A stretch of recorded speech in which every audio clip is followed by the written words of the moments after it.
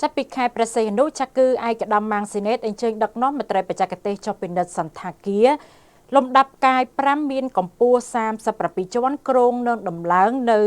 ស្ពានតភ្ជាប់ពីអគារសន្តាគារមួយទៅសន្តាគារមួយទៀត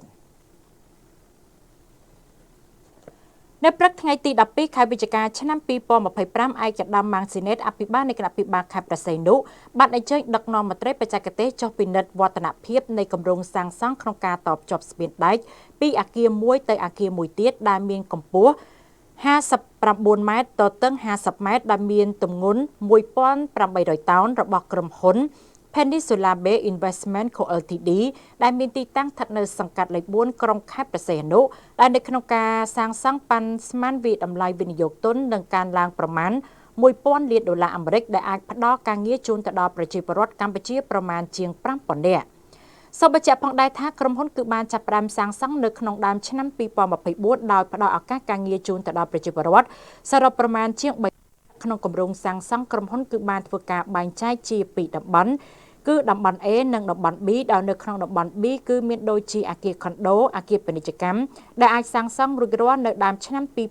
2026និងតំបន់ A គឺមានដូចជាសន្តាគារលំដាប់កាយ5ផ្សារទំនើបនិងសួនកំសាន្តផ្សេងៗទៀតក្រុងនឹងបញ្ចប់ការសាងសង់នៅឆ្នាំ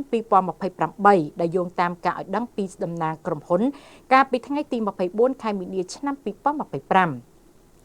នៅក្នុងឱកាសនោះផងដែរឯកឧត្តមម៉ាងស៊ីណេតអភិបាលខេត្តព្រះសីហនុបានអបអរសាទរនៅក្នុងការដំឡើងនៅធ្នឹមតភ្ជាប់សំណង់អគាររបស់ក្រុមហ៊ុន Peninsula Bay Investment ឯកនាពេលនេះគឺបានបង្ហាញពីការចូលរួមរបស់អ្នកវិនិយោគិនមានជំនឿជឿជាក់មកលើរាជរដ្ឋាភិបាលកម្ពុជាដែលមានសម្ដេចមហាបវរធិបតីហ៊ុនម៉ាណែតជានាយករដ្ឋមន្ត្រីនៃប្រជាណាចក្រកម្ពុជា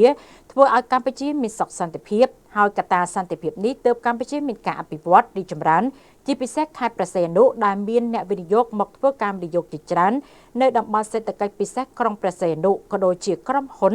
Peninsula Bay Investment ឯកបានធ្វើការវិនិយោគនៅគម្រោងអភិវឌ្ឍសន្តាគារលំដាប់កាយ5និងជាមជ្ឈមណ្ឌលពាណិជ្ជកម្មលើផ្ទៃដីសរុបប្រមាណ16ហិកតាមានទីតាំងស្ថិតនៅតាមបណ្ដោយផ្លូវពីធ្នូបណ្ដោយផ្លូវទីលានតេជោដែលឯកឧត្តមសង្ឃឹមថាគម្រោងនេះនឹងដំណើរការដោយរលូនតាមផែនការហើយរដ្ឋបាលខេត្តនឹងជួយសម្របសម្រួលឲ្យដំណើរការសាងសង់ប្រព្រឹត្តទៅដោយរលូនតាមការគ្រោងទុក